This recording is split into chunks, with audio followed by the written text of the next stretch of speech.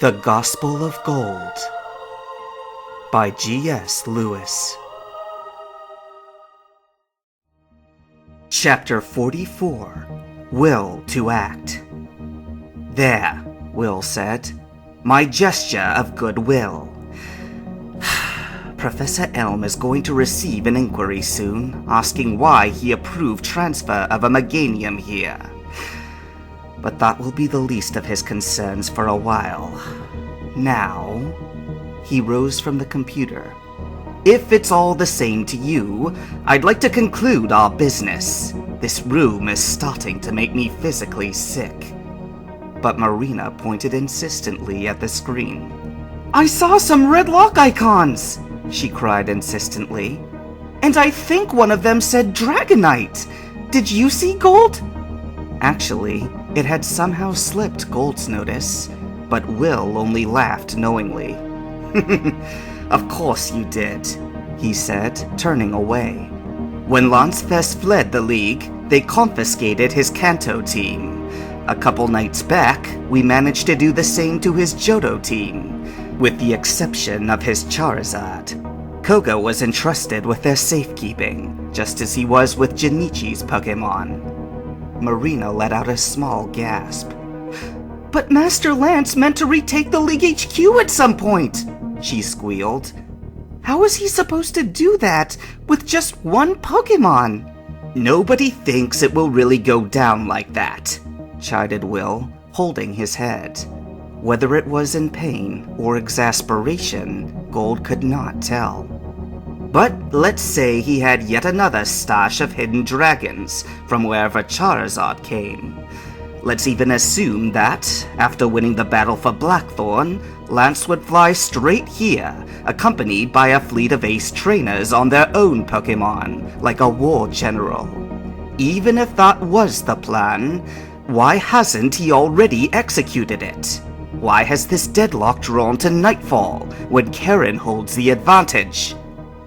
Gold felt his frustration growing.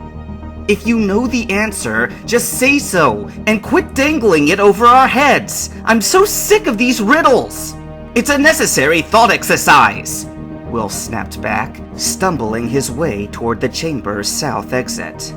"If you kids think that a strong Pokemon team is the answer to all life's problems, I have to correct that faulty mindset. Come and see the truth of things." And to Gold's amazement and horror, Will put his hands upon the chamber doors and pulled, exposing them all to the room beyond. He looked and beheld an open-air battlefield tinged in a heated, reddish glow.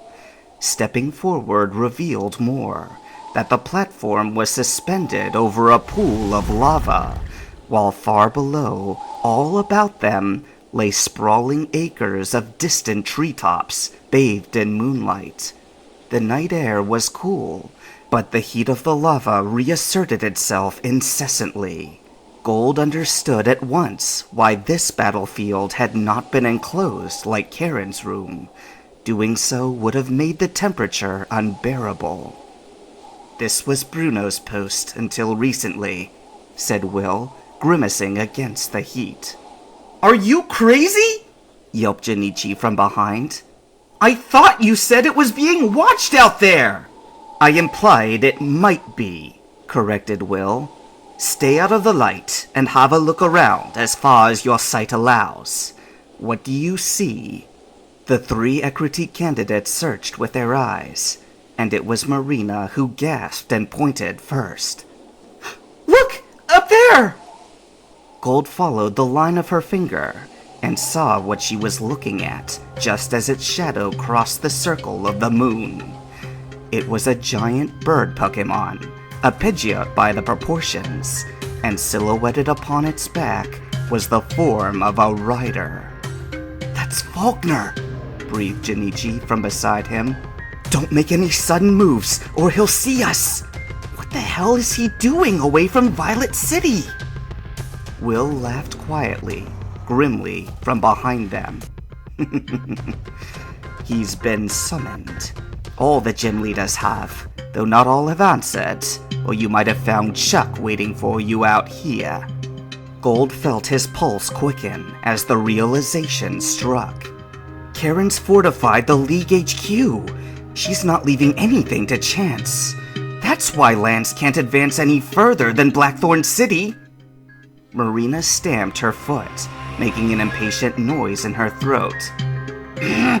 There must be something we can do, she hissed. I hate being this far behind enemy lines and helpless to change anything. Will, said Jinichi, are you with us or not? Can't you just get back on Karen's computer, sign in as yourself, and pick up Lance's team? You're an Elite Four member at the moment. The lowest ranking one, said Will resentfully. I don't have the access that Koga does. But get off the idea. I told you already that a stronger Pokemon team won't fix things. Weren't you listening? A sudden, wild idea flashed into Gold's mind. Before he could speak, however, Will's head had already swiveled to give him an incredulous stare. No, he growled emphatically, swiping his arm in negation. This has already gone far beyond anything I intended to do. I'm only providing perspective, don't you understand?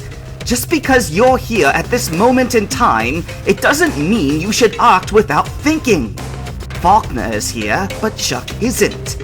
Where is he? Think!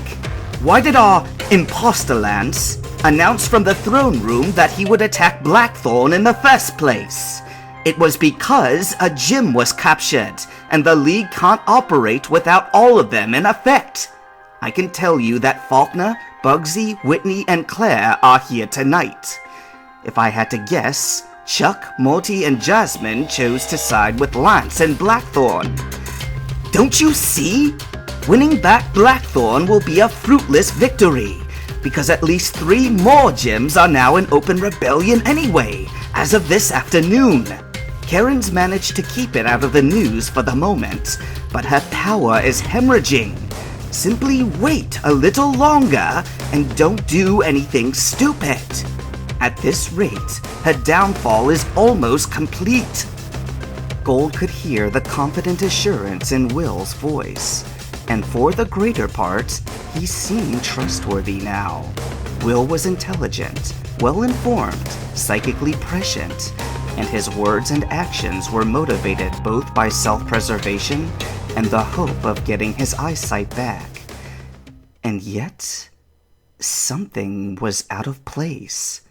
Gold couldn't put his finger on what it was, but somehow his intuition screamed at him that they were all still missing a vital piece of the puzzle.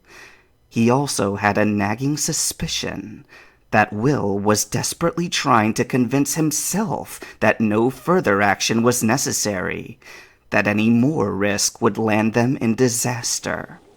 Karen can still come back from this, he tried. She still has Team Rocket. If she beats Lance's team while the cameras roll, she'll declare victory, fire the gym leaders who didn't aid her, and replace them with undercover rocket agents. Listen to yourself! Will cried in dismay.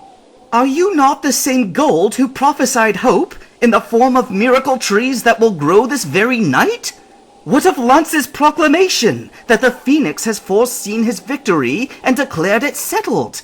Settled! All you have to do is nothing, except return my vision so I can return you to Edward. At that moment, something shot overhead with an animal roar, causing everyone's head to snap up.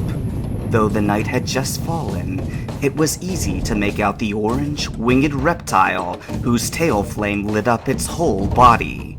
The Charizard banked to the right, then bolted into the west, its tail flame fading in the distance. Gold saw that it, too, had been mounted, but the rider's face was veiled in darkness.